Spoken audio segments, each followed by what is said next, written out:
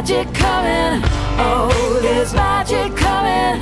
Oh, there's magic coming. Where you gonna be tonight? Oh, oh, oh. There's magic coming. Oh, there's magic coming. There's magic coming. Get ready for the rest of your life.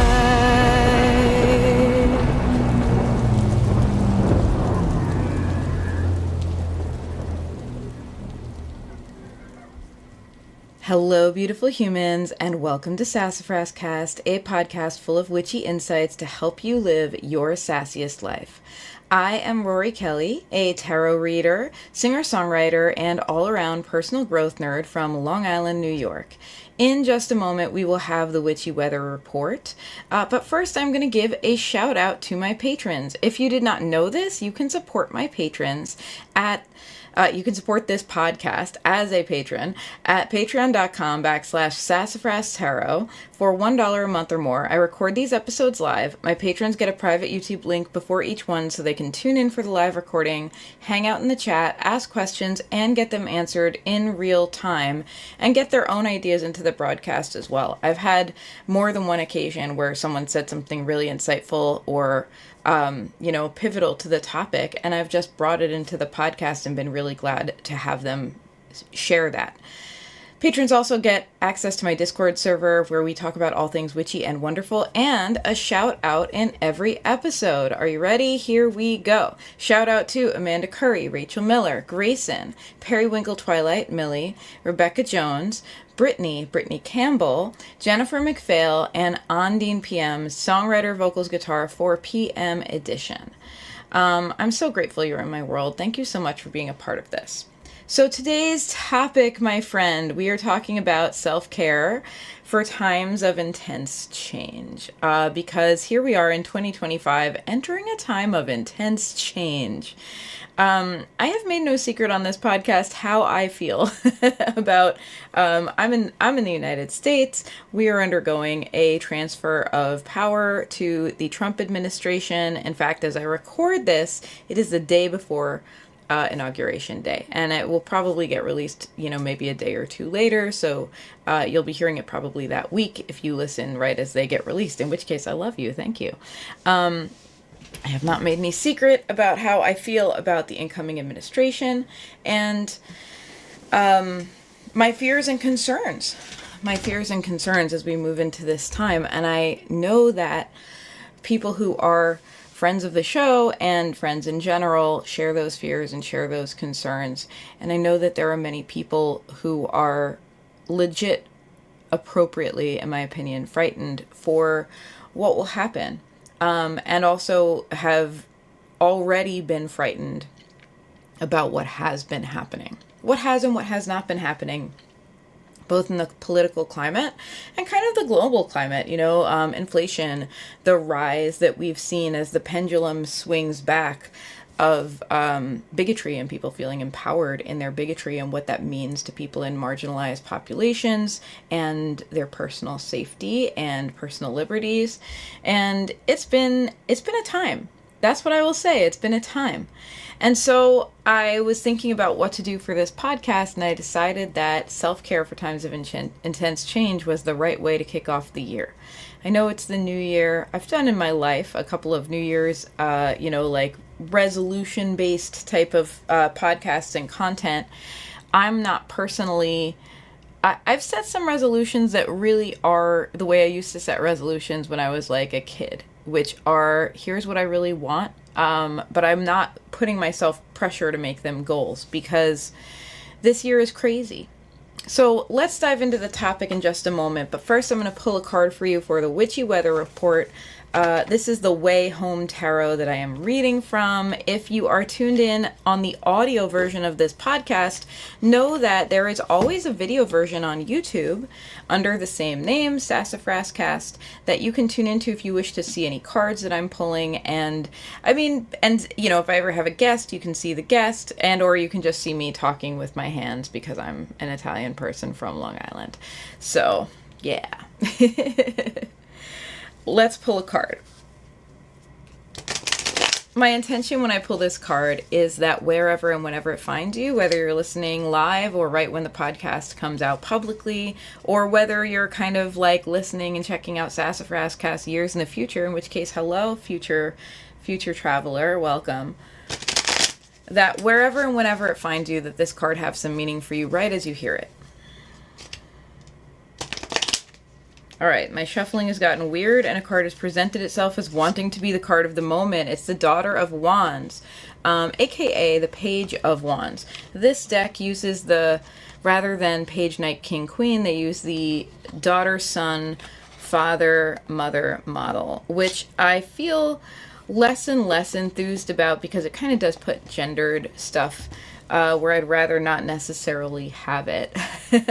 Yes, it is a change from the power structure of like the kind of royalty method, but it puts this kind of gendered expectation, which kings and queens do as well. There's not a perfect system. There's not a perfect deck that I know of. Please tell me if you know of one. But, I'm a deck collector. I love decks and their imperfections. This is the Way Home Tarot, which I overall really love. And we have the Daughter of Wands represented here. Which really suggests to us, honoring our journey, honoring our passionate journey, and meeting ourselves where we're at, and allowing ourselves to not know the future, and allowing ourselves to perhaps be a little impulsive and experience life as an adventure. Now, the Daughter of Wands doesn't know everything that they don't know, and wants to move forward. They're excited about life. It's like life is rolling out a red carpet for them. Or it's not that they expect life to roll out a red carpet. It's more that the path feels like a red carpet because there's this kind of very charming, naive youth point of view that's like, well, what could go wrong? This is an adventure. I'm excited, They have not yet been tried. And as a result, there's this sense of innocence as well as like exuberance, like, let's go, let's do this, right? Like they are a child who just discovered something for the first time and wants to dive in. And we're being called to channel that childlike energy, that sense of newness, that sense of beginner's mind. And, that is difficult to do in times of great change and upheaval. So what does it look like to you in times when you're concerned about the future to call this inner childlike attitude and press on anyway? And I encourage you to really think about this, not dismiss it. I'm doing a witchy self-care class right now, and one of the things that we've done, and it wasn't my idea, but I have embraced it wholeheartedly. It was one of my students who suggested it, is we've begun embracing childlike play alongside each of the difficult topics we're working on. Like if we're doing a shadow work topic, or right now we're doing some releasing, or working with difficult feelings, we are embracing also doing childlike play around that topic so that it's not all serious, all pressure all the time. So what I want to ask you, because this is what the Daughter of Wands embodies, is how can you embrace childlike play and even celebration? How can you experience each moment of this as a revelation and an adventure, including the scary ones, like, wow, I'm really on this, how can we also embrace giving ourselves room to be playful? Because yes, we only have 24 hours in a day. Yes, many of us have to work more than feels fair or healthy to support ourselves in our current, where we're at in our current society. Yes, many of us are frightened in personal as well as global ways about what's happening and what's changing in the world. And also, we each have this one wild, precious human life to live, and we deserve to do our best to live it, like to truly live it, not to kind of get through it. And so I ask you, how can you create space for play? How can you create space for excited, exuberant play as you move through this time? And I want to share with you that I was calling myself out as I was reading this card. And I know it was a little more I felt a little more halting than it sometimes is when I read a card. And it was because I heard myself say, daughter, son, father, mother, I think is what is the order of things I said, not for any particular reason, rather than page, knight, queen, king. And I heard myself associate the daughter of wands with the page of wands. And I was asking myself, what is up with that internalized misogyny? Like, what is up with me placing the female version of a card as the lower version of a card? What is that if not internalized misogyny, right? And I was calling myself out about that and asking myself what it looks like, therefore, to not have these, to not kind of try to place it into this hierarchical mode, which I kind of actually like, because it's almost like novice to initiate to master, that's kind of the energy that I see of like page to knight to king and queen. And there are some decks that do that very well. The Transient Light Tarot does that very well. It gives us 4 different things that reflect different stages of the journey that are not about gender, and are also not about like, kind of standing in a status quo, social society or whatever. But I was asking myself, why am I placing the daughter as the page? Why am I placing the daughter as the novice rather than as the knight? And challenging myself to look at this more deeply and say, okay, I'm not going to put, I don't put gender roles on tarot, because I am non-binary and I believe that all genders can experience a full range of human emotions. And human experiences, so I'm looking at it and I'm like, well, I'm taking away, the gender and making this a child card, right? But why am I looking at it as the page rather than the knight, the child rather than the adolescent? That's internalized misogyny. I am placing the daughter at a lower status than the son. And I'm calling it out in real time on my podcast, which I record live, because we need to be willing to do this kind of thing. This is a tangent, this is not my topic of the show, but we need to be willing to look at, especially as readers, and call out internalized, what is the word? Like internalized preconceptions, internalized bigotry, right? Internalized beliefs that are not in line with perhaps what our conscious mind would like us to believe, and not in line with like so the social justice we may choose to pursue. I don't actually believe that daughters are lesser than sons. I certainly don't believe that a daughter is more of a novice than a son at the same age. The way that our society raises girls and boys, daughters actually have to grow up faster than sons in our current condition. And more is expected of them, more maturity is expected of them. And yet I was placing the daughter as the page, which stems from like an old sexist hierarchy model, right? And so I'm calling myself out in real time, because I believe there's no shame, first of all, in calling yourself out for internalized misogyny. This is a subconscious thought process, right? I didn't sit there and be like, yes, daughters are obviously lower on the totem pole than sons. It was subconscious. I was like, yeah, daughters would be pages, whatever. And I realized, no, that's not a healthy way to look at it, nor is it in line with my beliefs. And so in the process of reading the card, I was both processing what I believe to be the message of the card in the moment and sharing that, as well as calling myself out for internally. I'm like calling myself out for deciding that the daughter of wands was like the page of wands. And that is going to have an impact on how I read decks like this moving forward. And by the way, I don't care how the deck creator intends for gendered hierarchy. I don't care if the deck creator believes in gender roles and divine feminine and divine masculine, because I don't, and I won't be inserting those things into my reading because they're not in line with who I am. So I'm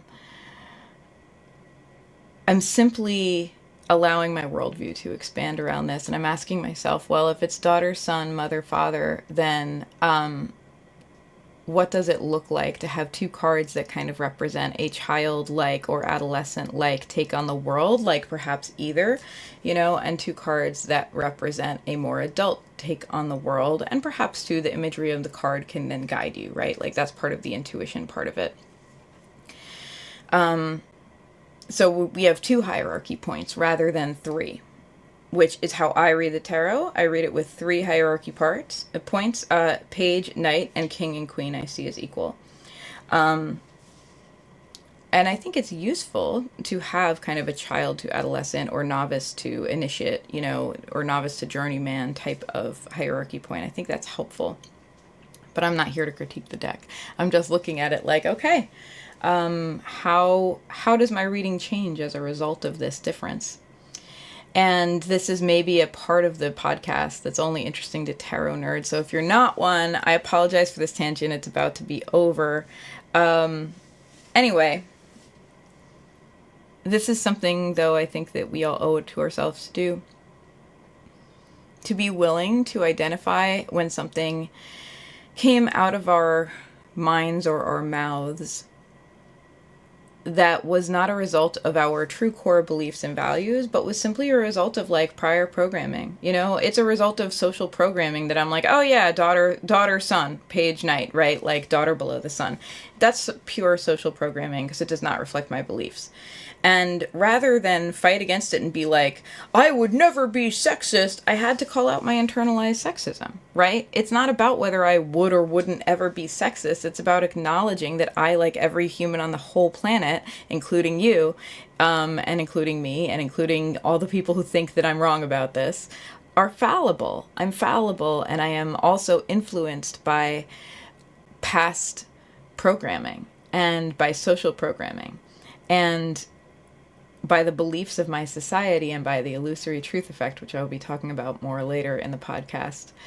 And as a result, I have to be willing to look for it in myself. I have to be willing to see it in myself and dismantle it if I want to see it in society and dismantle it. And that's not unhealthy, and it's not shaming, and it's not guilt. It's simply a part of the work.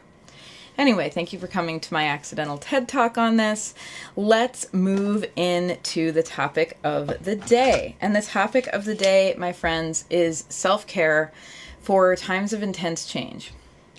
Now here in the States, we're going through a time of intense change right this minute as I record this.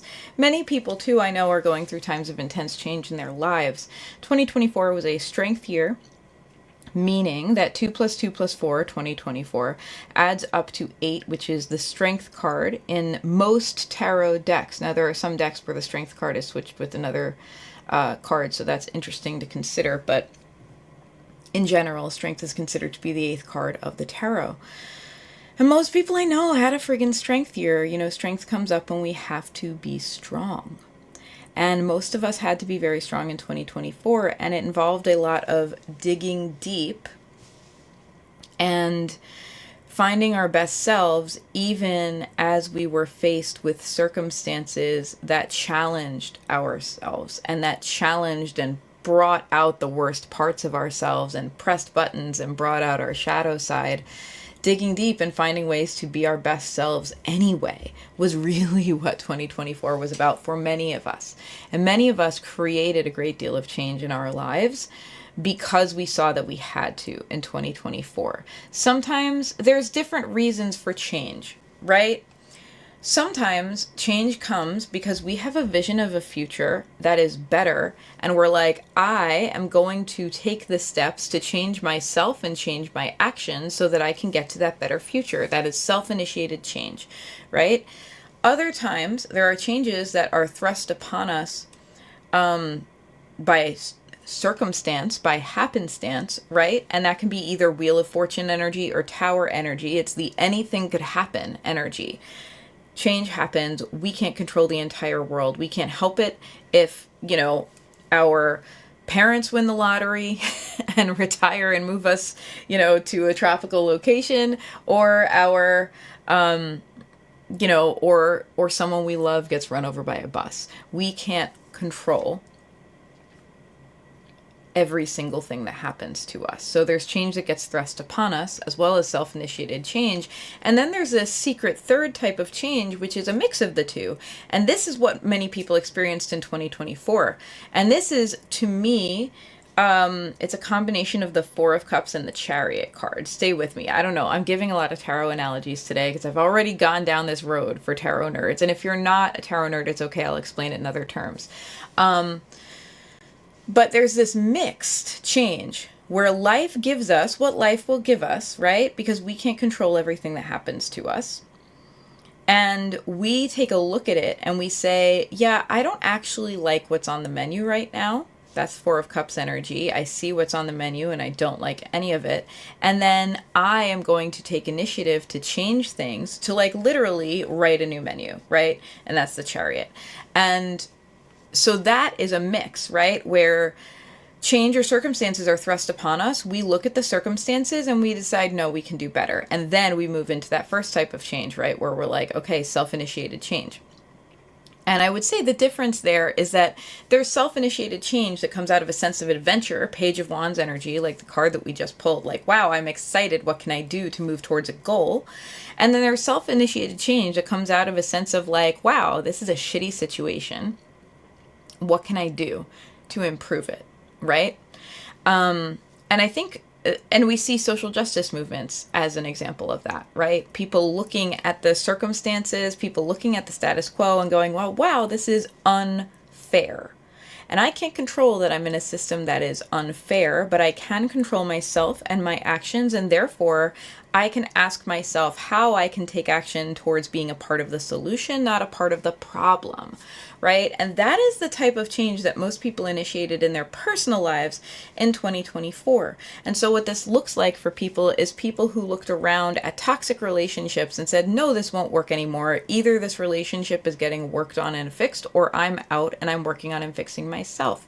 People looked at situations in their lives that they decided wisely they had been accepting for too long in a way that did not meet their needs, and that they were going to on purpose create a different situation in their lives. People who dug themselves out of debt or formed a plan to begin to, because digging yourself out of debt can of course take years.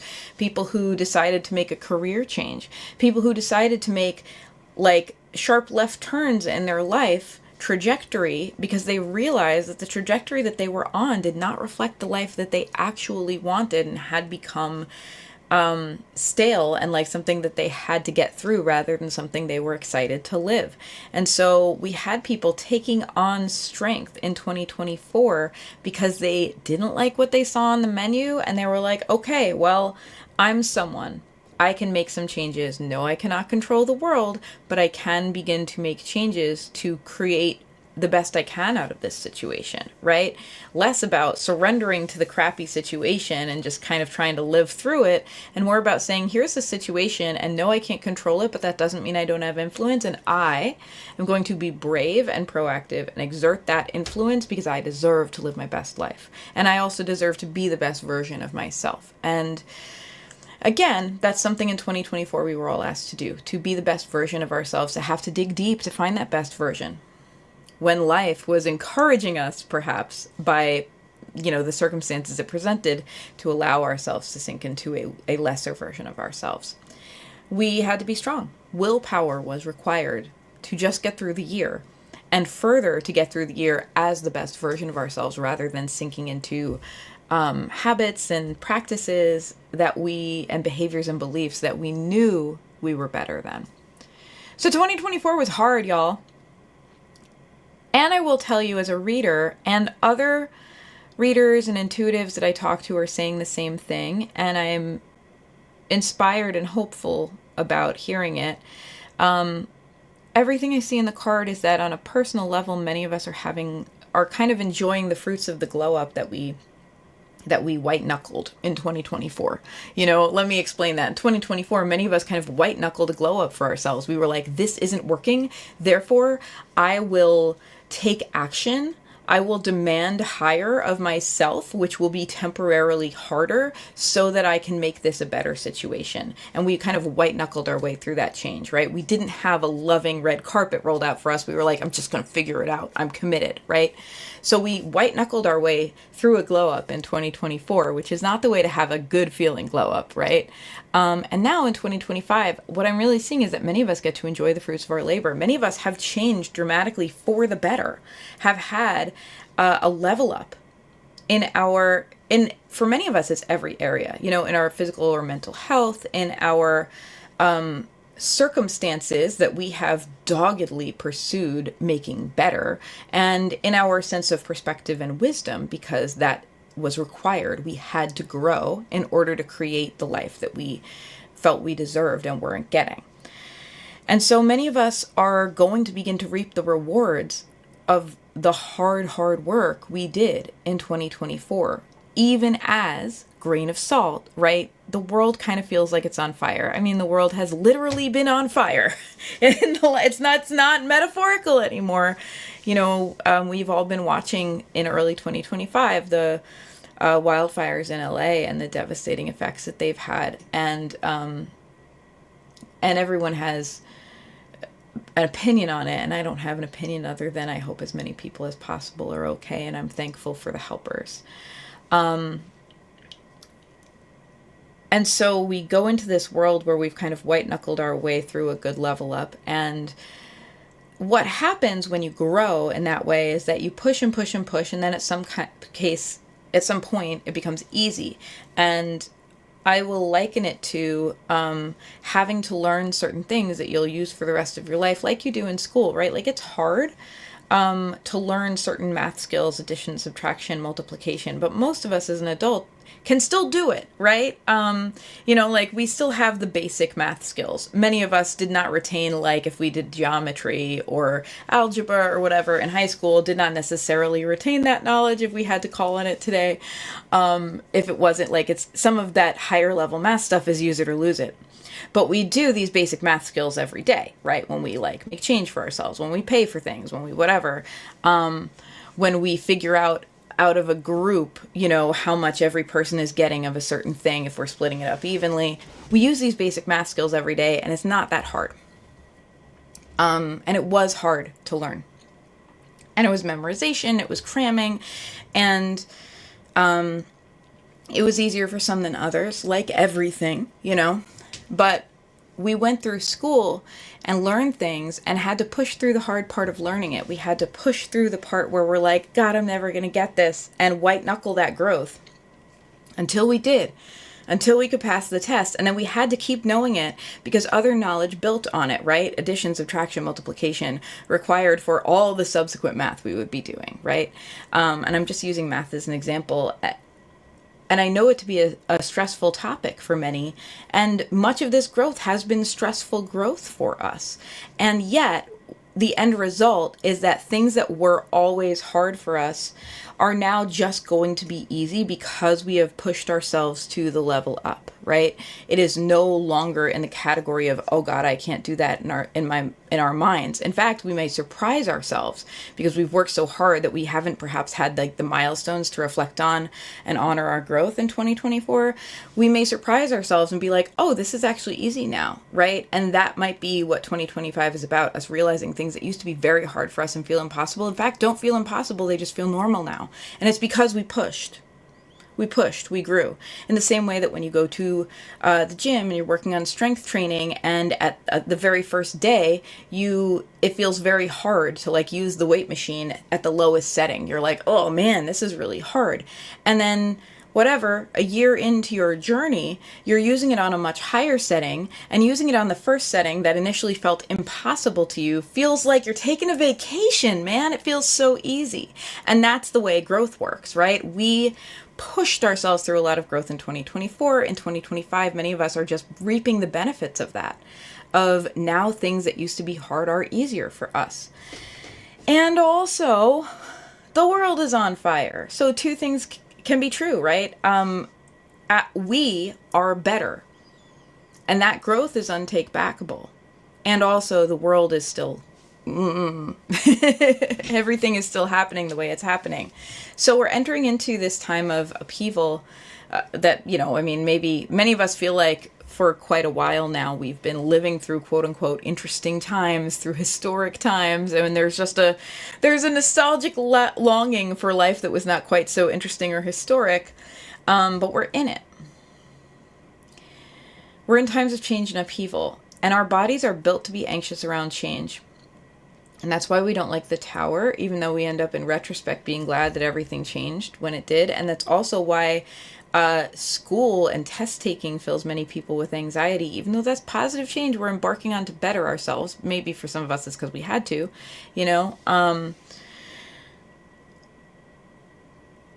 There's always a hard part to growth. And it's normal for our bodies and our human minds to not like it, to not like change, to be anxious about it, because it's not a known quantity.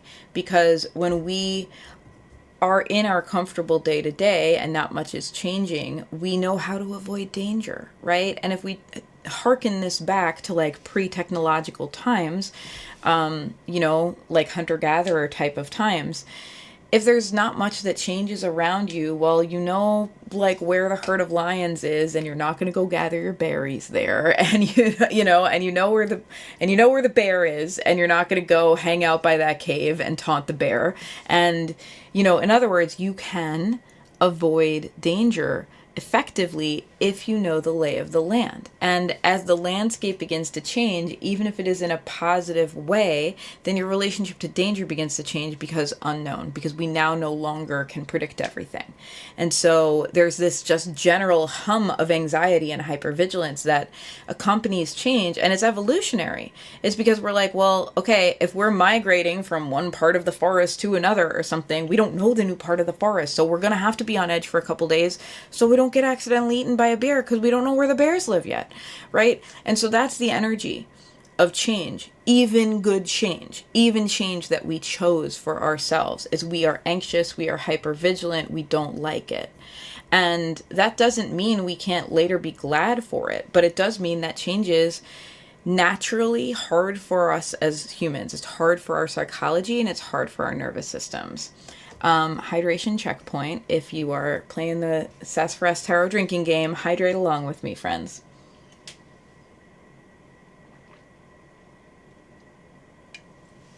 If you watch this on YouTube, you get to watch me drink my water, which I don't know, that's like a questionable draw. I guess you get a slightly more real-time sense of the hydration that is taking place. So right now we're in a time of upheaval, and it's very much, remember I talked about the different kinds of change that we initiate, change that the world puts on us, and that mixed type of change that is both, where we don't like what we're seeing, so we take it upon ourselves to be the change in our own lives, or be the change in our own societies, or both. We just went through a year of that, and I suspect there's more of it in our future. But we also get to reap the benefits of the vast amounts of growth we did in 2024. And now we're coming into this time where there's new and different change coming from without, coming from the world around us. So again, we have the Tower and the Wheel of Fortune. And I am saying both, although I think for many of us, it feels like the Tower right now. It feels like anything that can go wrong will go wrong. And it feels like we don't feel safe. And we like wake up and expect to open up the internet and see hell on our screen, and be like, what fresh hell is this today? We know that there's going to be some. And indeed, like the universe has not, I say the universe, and I wish to reframe that. People, our society has not disappointed, right? There are active humans who are actively forging ahead, making things worse for many of us, right? That's not accountability where it belongs, right? There are active humans doing this. And there are people who choose to support it and people who choose to do nothing, which kind of is in support of the status quo. And there are people who choose to fight against it. And that's what we're seeing right now. We're seeing a lot of change that most of us as individuals don't feel we can affect. It's just kind of happening. We just wake up and it's like, oh, wildfire. Oh, crazy fires. meaning that everyone I know in California, in a certain area of California, is afraid that they might lose their home and might have to evacuate or already has. New and different frightening disease strains of different things every single day that seem unavoidable and to be ongoingly a problem. Trump is president again. Like different civil rights that we believed we had secured are now under fire again. We just kind of wake up and every day there's fresh hell. Now, that doesn't mean good things haven't also been happening. And for many of us, there's been a disconnect where there may be growth in our personal lives. I suspect for many of us, there is positive growth in our personal lives. I know it from talking to people and people that I've read for, that we've been working hard to make our personal lives better, like doing what we can where we can. And we do see the growth. And also, good things have been coming in as well that we worked for. And also, every day we wake up and it's like, oh boy. Now, it doesn't mean good things can't happen. And I bring this conversation around to statistics. Every coin flip is blind to the coin flips that happened before, right? So it's always 50% heads, 50% tails, as long as it's a good coin and it's not built wrong so that it always lands on one, right? You always have 50% heads, 50% tails, which means at any given moment, dumb luck could come as easily as dumb shittiness, for lack of a better word, right? However, trajectory is also a real thing, and we must recognize that there are humans working towards a future that is less equitable, that is more advantageous to those who are already rich and powerful, and less advantageous than it already is to those who are marginalized. And that's not dumb luck. That feels like dumb luck, but it's actually the actions of other people. It's not what we would categorize as the universe or an act of God. And it also behooves us to remember we're all people and we all get a say, right? So we all get to have some influence. No, we may not be, as I said, certain things are easier for some people as others. That's life right now, right? For some of us, learning the multiplication tables came pretty easily. For some of us, it was a real, real struggle. And for some of us, it still is a real struggle in adulthood. And we can't control where we're at the starting gate. We can control whether we advocate for a more equitable world, right? We can control whether we say, well, guess what? Kids who need to learn the multiplication tables who have a learning disability deserve to have the help and accommodations that will make them better able to learn and do the things that will enable them to learn and grow and harness the same level of intelligence that's in them as everyone else. They deserve to have those options available to them. And that should be default rather than seen as like, some special thing, And we can work towards equality, towards making a better future, and we can work as individuals to say, well, here's what I've been given, right? Like, here's my status, and here's what I can and can't do, and lean into our strengths, not what we can't do, right? If you're someone who struggles with math, don't try to change the world by doing math, right? Use one of your other strengths. Use one of your strengths, not one of your perceived weaknesses, right?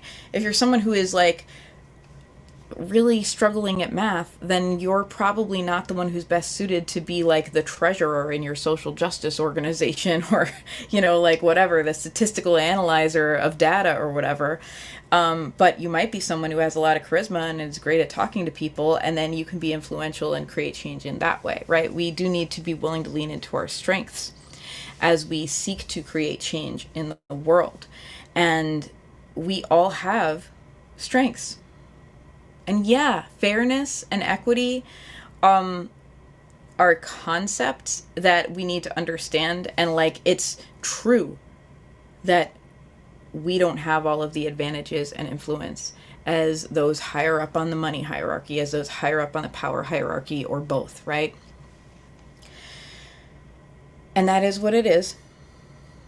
And it doesn't, so it's not me saying that this isn't real and we all have the same 24 hours in a day, because we don't. Someone who is a billionaire and doesn't have doesn't need to work has a very different 24 hours than a single parent who is working and taking care of children, right? They have a very different, fewer of those 24 hours are allocated to whatever the hell they want. The single parent, kind of many of those 24 hours are spoken for, just getting through the basics. And the millionaire, most of those 24 hours after like sleep and basic self-care are like, whatever I choose, right? So yeah, that's an advantage and it's not really fair. And also it is what it is. And also we all know our own lives and we all can ask ourselves, okay, how can I begin to work towards the change I want without having to compare our journey to somebody else's? How can I, in my current journey, where I am at, begin to work towards change? And many of us did that a great deal in 2024 and will probably be asked to again. But what I want to talk about now is what to do and not do to allow ourselves to navigate change and upheaval in a way that feels graceful, in a way that feels like we're still allowed to have comfort and hope and a sense of safety and security, how to give ourselves those things in a era of our lives that seems to be constantly determined to trigger us. Because I will tell you right now, the answer is not to just succumb to being triggered all the time, because it doesn't help. So like 2 reasons. First of all, we don't deserve that. And second of all, even taking that out of the equation, it's not helpful. It's not helpful to say, oh, well, I guess I'll just be miserable, because the more miserable we are, the less effective we are.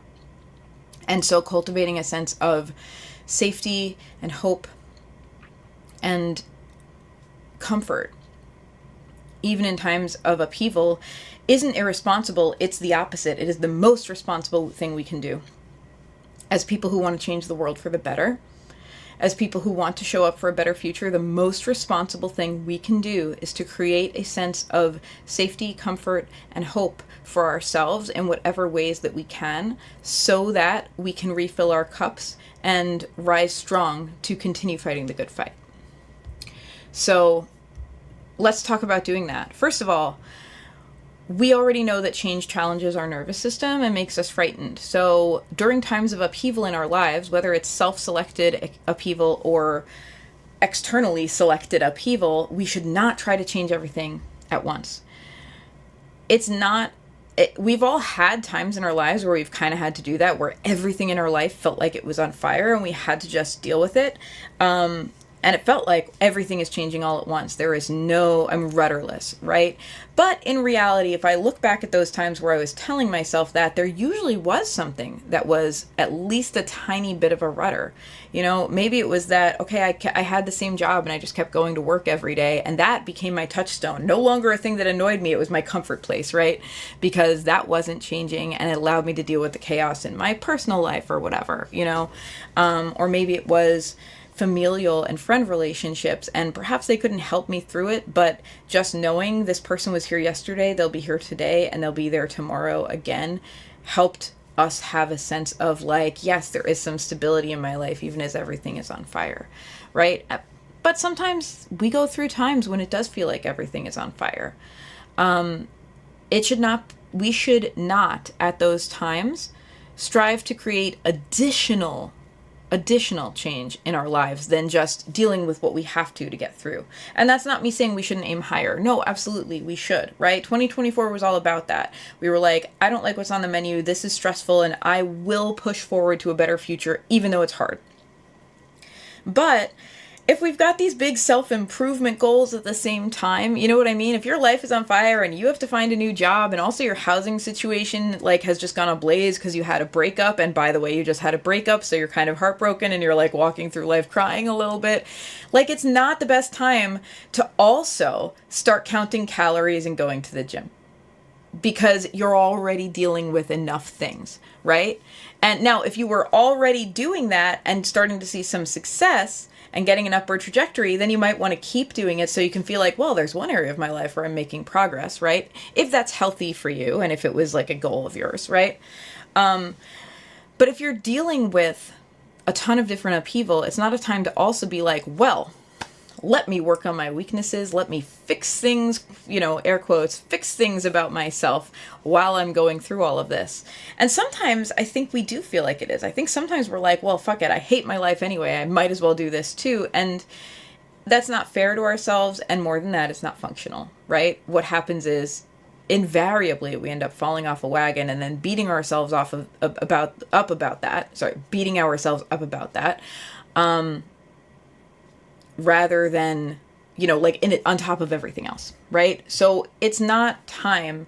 There's this running joke, if you've ever seen the movie Airplane, where the airplane is like going down, everything that can go wrong is going wrong, and there's this guy in like the air control tower, and he keeps like seeing and meeting the new crises, and every scene he's like, oh, I picked the wrong week to stop drinking, I picked the wrong week to quit sniffing glue, I quit the wrong week to quit smoking or whatever. He's got all these vices he's trying to quit, and every scene he's like, man, I picked the wrong week to do that. Well, you know what,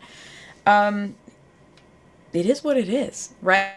Like, it's not time to embark on something that requires a lot of willpower when simply getting through the day requires a lot of willpower. So what I am saying is, don't pile even more on your plate when you're already overwhelmed. What I'm not saying is succumb to the fact that your life is just going to be miserable, right? Like, don't dig deep and do the work where you have to. Dig deep, do the work where you have to. But have like a little bit of, a modicum of self-care, and ask yourself, well, if this were like happening to, say, a child of mine, right? Would I push them to do an extracurricular self-improvement at the project at the same time? Of course I wouldn't, right? If they were like struggling, if I had a kid and that kid was struggling just to get by, just to get their homework done, just to like get through a very difficult class, just to get enough sleep, maybe they had health struggles, I wouldn't also be like, hey, guess what you should also do is, I don't know, learn how to ride a unicycle, right? I wouldn't also put another task on top of them. I'd allow it to be enough for them to just get through this time, knowing, as I know as an adult, that there will be times that are easier for them. And those are the times for those like self-improvement type of tasks, right? So don't try to put more on your plate than you have to. And especially I see people embark, I'm one of them. I see people embark on self-improvement projects during times of upheaval and change, and it's the types of people who have a difficult time accepting that they don't have control. And it's like, well, I don't have control over XYZ, but I do have control over this, so I can do this, right? Now, on the surface, that feels like a healthy statement. It's not a healthy statement when it leads to things like eating disorders. It's not a healthy statement when it leads to things like, like not giving yourself enough sleep because you're convinced that it's like workaholism. It's not a healthy statement when it leads to excessive exercise that's actually unhealthy and harming your body because you're not getting enough sleep, because you're being too hard, because you're not letting your muscles heal, whatever. Right? Attempting to have control. Control is a dangerous drug. We can never control everything, but a lot of people find ways, and I'm one of them. I'm a workaholic. I talk about it all the time. Recovering workaholic. I'm working on it in real time, all the time. A lot of people try to find ways to give themselves control when it's very clear that they don't have full control over their lives. That's human nature, right? We want to feel like we can make an impact, but we should be aiming for influence, not control, because it's more realistic, and it's not an impossible goal. Right? It is a possible goal for us to influence our lives. It is a possible goal for us to say, I'm going to do the best I can in this situation, but not beat myself up if I can't do perfect because the situation's not perfect, right? It's not a healthy goal to expect perfection and above and beyond from ourselves at a time when we're just struggling to get by. That said, the second or maybe first thing you should be doing at any time of upheaval in your life is practicing the best possible physical and emotional self-care. This does not mean embarking on new projects of self-care, right? It does mean that knowing what is important self-care for you should go first, not second, right? If you know that you're miserable if you don't get enough sleep, then you should not commit yourself to like, oh, well, I guess I just won't get enough sleep for the next 6 months. That sucks. You should find a way to make it a priority. If you know, I'm someone who has very sensitive skin, and I have, over the last few years, learned the hard way that if I don't put lotion on my skin every day, then it breaks out and it gets horrible. And then I'm going through life uncomfortable, you know? And so that's something that like often feels like an annoying task. It's not luxurious. It's like I have to take care of my stupid skin, right? But doing so prevents me from a layer of discomfort and misery that would add to my uncomfort. So it's like a proactive thing I can do to not have more suffering in my life, right? If you are an asthma sufferer, as I am, then knowing that like, okay, well, if I turn on my air purifier and if I do my breathing exercises and whatever, like try to control my environment a little bit, then that helps me literally breathe better. Do those things. Often our self-care stuff, especially our very personal self-care stuff, is the first thing to go. It's the first thing to fall off the wagon during a time of change and upheaval, in particular because no one's holding us accountable, right? Even the people who might usually do so, the close friends or family members who might be like, hey, did you remember to take your meds or whatever? Or, you know, hey, are you staying hydrated? Who might check in on us, you know? If we're in a time of upheaval, they may be too busy to remember to do that. And so then it starts to feel unimportant because we're the only person who cares about it. Make it important. Make it a priority. Make the things that only affect your experience a priority because no one else will and you deserve them to be, first of all. And secondly, because it will allow you to focus, to place your focus where you know it should be, rather than on my needs are unmet, my needs are unmet, my needs are unmet, right? When our needs are unmet past a certain point, it's all we can see and we go and we start to like feel crazy and we start to feel like we can't function. So it allows us to prolong our functioning the better we take care of ourselves. So please take really good care of yourself. Don't tell yourself, you know, whatever, people's houses are on fire. What does it matter if I get 6 hours of sleep? It matters. You're not going to be able to help people any better with the fires for getting less sleep. Your sacrifice is not going to help them. You know, but if you've had more sleep, you will be more able to do things like complex problem solving. You know, you will be more able to do things like ask yourself, okay, I can't go and physically put out the fire across the country, but is there something I can do? And your brain will be more able to come up with solutions, and you'll be able, because you've gotten more sleep and are not cranky, to be loving to someone who is going through something that you're not, you know? So take care of yourself first and often and make it a priority. The other thing is to give yourself comforting sameness amidst change. Our bodies fear change. Our psychology fears change. Change in general, even good change, is stressful, right? Even getting a new job that we love and we're so excited about and pays better is stressful because we have to spin up. We have to learn all the new things. We don't know, right? All the we don't know activates our nervous system. When we're going through change, give yourself as much comforting sameness as you can. And I'm talking about like comfort listens, comfort watches. There are people who have like shows or movies that they turn to watch again and again. I'm not as much of a show or movie person, although if I'm like sick and miserable, it's The Princess Bride. There are people who have shows and movies that are like, this is my comfort watch. I've seen it 100 times and I will see it 100 more, right? Lean into that, right? If you're in a time when everything feels uncertain, go back to the thing that is predictable and friendly to you and experience it. For me, it's often music. For me, it's like I had the same kind of 2024 as I've been describing for everyone else.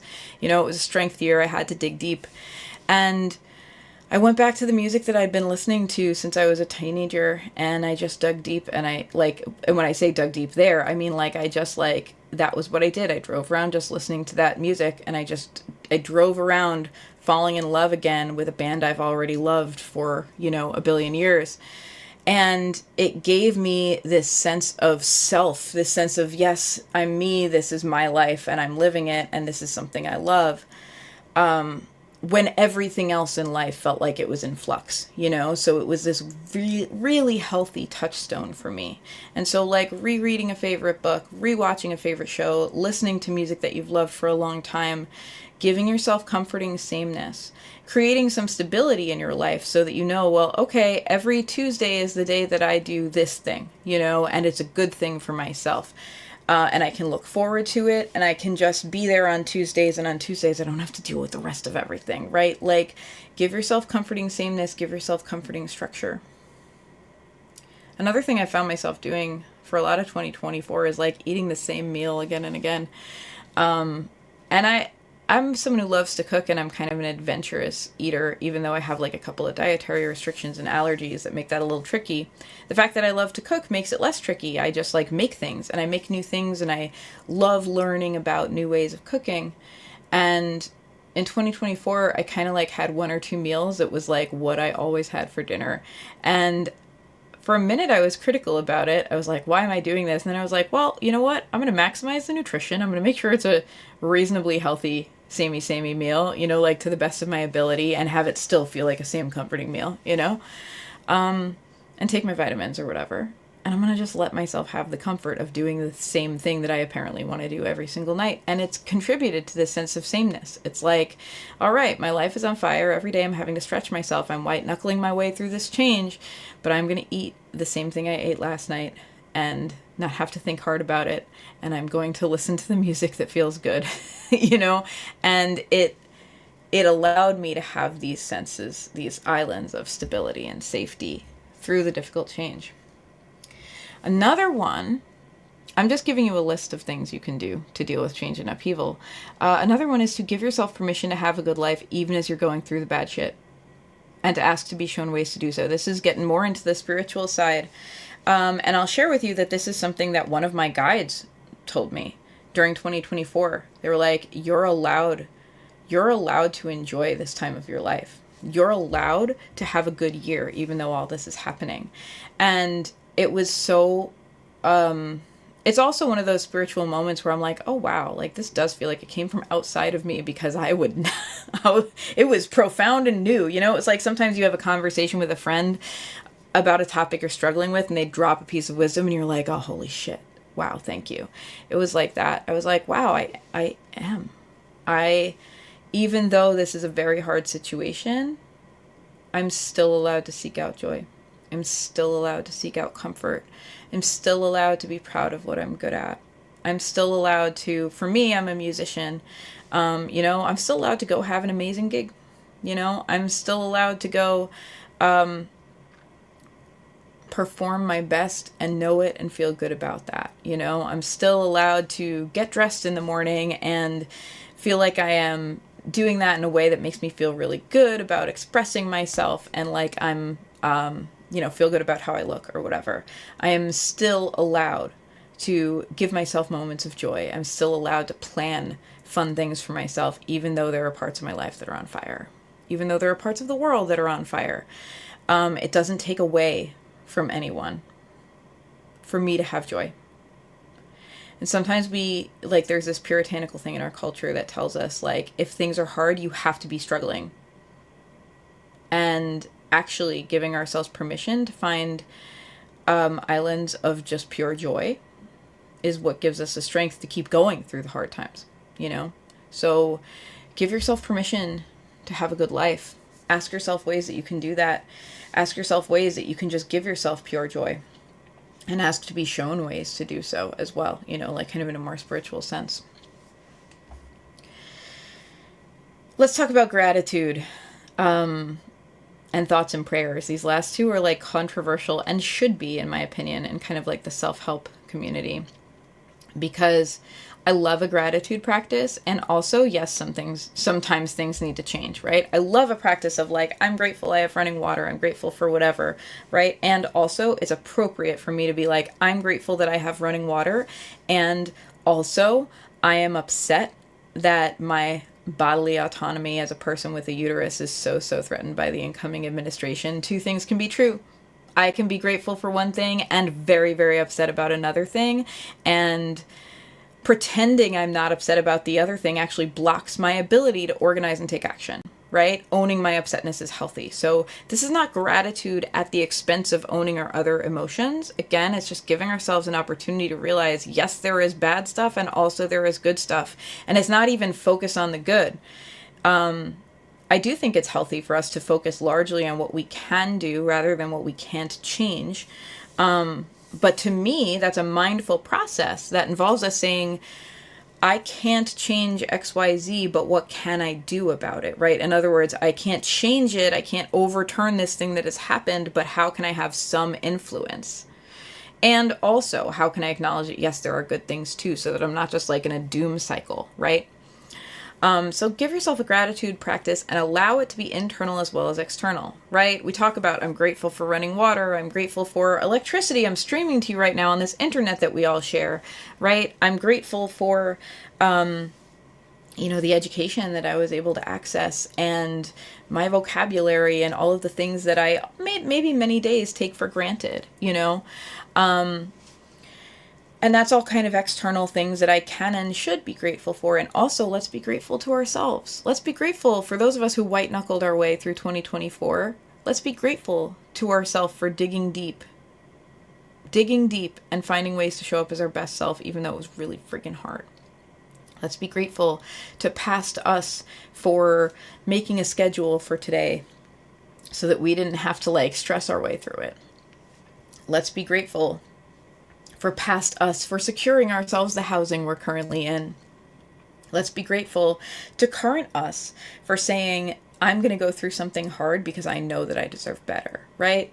Practicing gratitude towards yourself, it's like an inoculation against the self-doubt and the self-bullying that happens often when we're going through difficult times. Let's practice gratitude towards ourselves instead of stage momming our way through life. Finally, this last little section, and then I'll go into which you got this, is in defense of hoping and wishing and praying. Thoughts and prayers, right? Now, thoughts and prayers get a bad rap, again, kind of appropriately on the internet, where it's like, oh yeah, you're sending thoughts and prayers to your victims of yet another school shooting. When are you going to do something? Thoughts and prayers aren't preventing kids from dying, right? Correct. And also allowing us to have hope, allowing ourselves to pray, allowing ourselves, and I kind of reclaimed prayer, or claimed prayer actually, because I had never prayed in my life, as someone who spent most of her life as an agnostic, and so not really feeling that prayer was like a meaningful thing to do, like to whom am I praying? And what do I believe around this? And at one point in my life, I was reading a book, and one of the characters had a terminal illness and was talking to another person about praying, and they were like, well, I don't believe in God, so who would I pray to? And she was like, I don't think I believe in God either, but I just pray anyway sometimes, and it helps. And it was like, wow. It was a perspective that really spoke to me. And you can hear now, if you follow this podcast at all, you hear that I often talk about it's not so much about what I believe, it's about what I believe to be helpful. You know what I mean? I don't know if I believe that my prayer does anything, but I know it does something for me, and that's a discourse that I see that's healthy on the internet. Thoughts and prayers are for you. They're not for taking action, right? You might feel better to say please send love and light to this person, or, please may this person be healed. That might make you feel better when you can't do anything. But also we need to take accountability for what we can do. But I do think as individuals that when we feel stuck and we can't do anything, that sometimes the act of kind of allowing ourselves to believe that something, whatever, has got it in a way that we don't, even if that's just using our imagination, even if it's not something we thoroughly scientifically believe to be true, that sometimes the act psychologically of doing that, of believing someone's got it, sending a prayer out, please help. Sometimes the act of doing that takes enough responsibility and pressure off our own shoulders that we are able to see where we can make a small difference. And I read a book about leadership, and this book was very careful about not making itself a spiritual book, and it referred to it as the responsibility transfer. And it specifically was imagine transferring responsibility to a power greater than yourself. And if you believe in, if you don't have religious beliefs, this doesn't have to be God. It could be transferring responsibility, for example, to your higher self, to your highest wisdom, or whatever, not the part of you that's just walking around stumbling, for example, And they put it in these terms. that are non-spiritual, which I appreciate because it makes it relatable to anyone. And they shared some real data on how that responsibility transfer can impact our behavior and our ability to feel like we can be effective. Like, counterintuitively, when we allow ourselves moments where we don't have to figure it out, when we allow ourselves moments of saying, okay, please help, I don't know what to do here. I wish for this outcome, please help, right? I wish on a star, I wish on a penny in a well, I say a prayer to anyone or no one. When we allow ourselves those moments of just surrendering into, I don't know what the fuck, I hope help comes, it unlocks something in our mind. And it counterintuitively allows us to be more effective in the moment. Allowing ourselves to be like, I don't know. All I can do is my best, please help. It allows us to be a little more mindful about what our best is instead of putting the pressure on ourselves to solve everything, right? And a part of that too is embracing influence rather than control. I can't control it, so I pray to anything that can control it, please help. I'm just going to take care of influence, right? It gives us so much less responsibility. And when it's just like, it's like not letting the perfect be the enemy of the good. When we're just like, okay, I'm going to allow myself to influence this situation without putting pressure on myself to fix it because I don't know how the fuck to fix it. It frees us up and we actually make better choices and more impactful choices. So, in defense of thoughts and prayers are for you. You know, it's a psychological thing we do for ourselves to allow ourselves to be more effective by not putting all the pressure on our shoulders to magically fix something, right? Because that too is magical thinking, right? It's magical thinking and unrealistic to expect our human brains to be able to fix a problem that is gigantic and overwhelming to us and took years to arrive at. Inside of today, like today we're like, well, something has to be done. I must fix this. But it's a problem that took years to create. It's magical thinking to think that something we can do in a day is going to solve it. That's a really outsized perception of what we're capable of. It's also magical thinking to think, well, if I just pray hard enough, maybe some magical being in the sky will fix it for me, and not necessarily that healthy if that's all you're doing, but giving our magical thinking a landing point of saying like, I'm going to take this moment and pray because I don't know what else to do. Giving our magical thinking a moment in the sun to be like, hey, please help. Anyone that's listening, the gods of the well I'm throwing this penny into, whatever, please help. I'm doing my best. I'm going to keep doing my best, but please help. Like, that's the energy.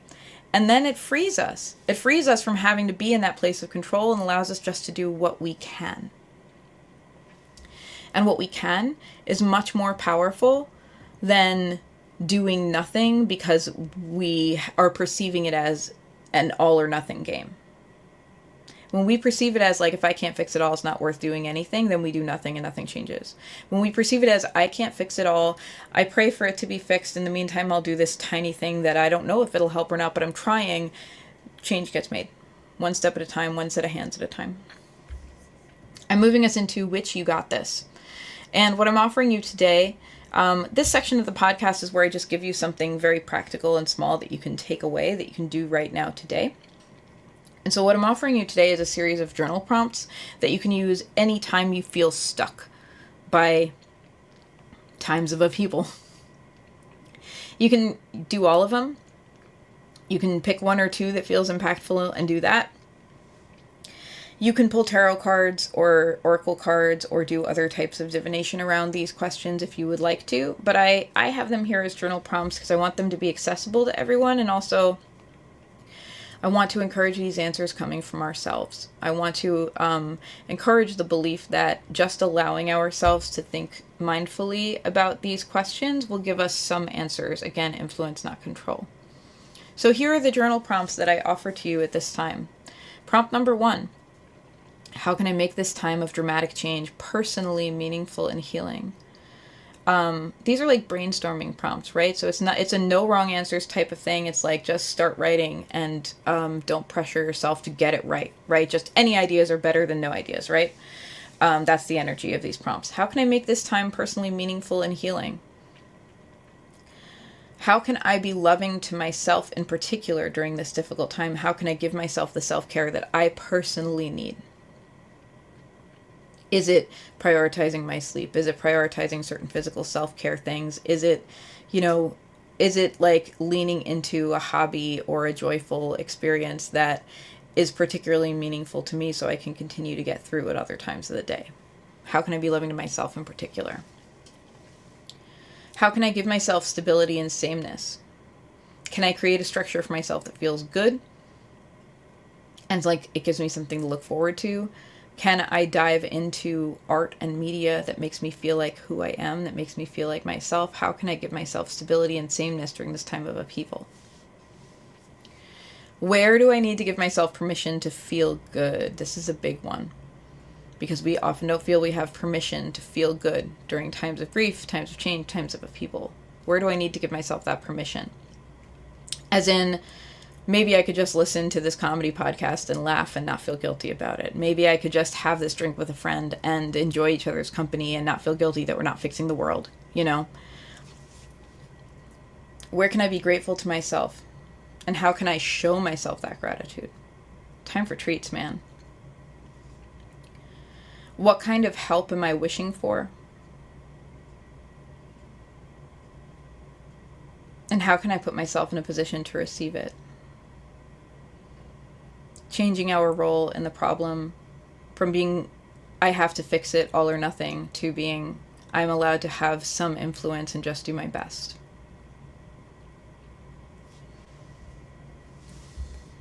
All right, friends.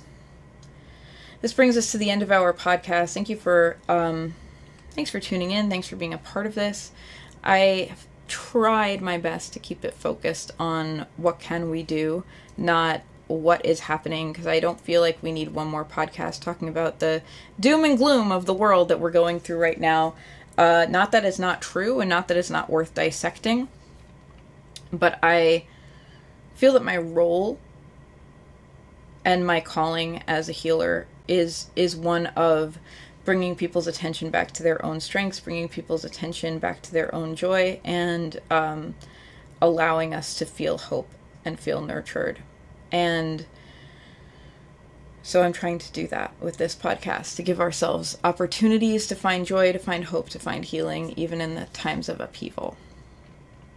Anyway, as always, if you enjoy this podcast, if you get a chance to rate and review it anywhere you listen to podcasts, it helps. If you think there's someone you know who might be interested in hearing it, I'd be super grateful if you sent it to them. If you would like to support this podcast financially and unlock exclusive benefits, you can do so at patreon.com/Sassafras Tarot for $1 a month or more. Patrons get access to things like extra content, personalized tarot polls, a witchy Discord community, and more. And if you have a question or idea or suggestion, or you just want to talk about this topic with me, you can email me or find me on social media at Sassafras Tarot. My email is sassafrastarot@gmail.com. And those are too difficult to spell words. SASSF. I just did it wrong. I start again. SASSAFRASTAROT at Sassafras Tarot is where you can find me pretty much everywhere. Facebook, Instagram, Twitch, YouTube, Threads, TikTok if TikTok comes back. If you'd like to order a reading from me, you can do so at linktree/Sassafras Tarot. It's linktr.ee/Sassafras Tarot. Thank you so much for being a part of my world. I will see you again soon.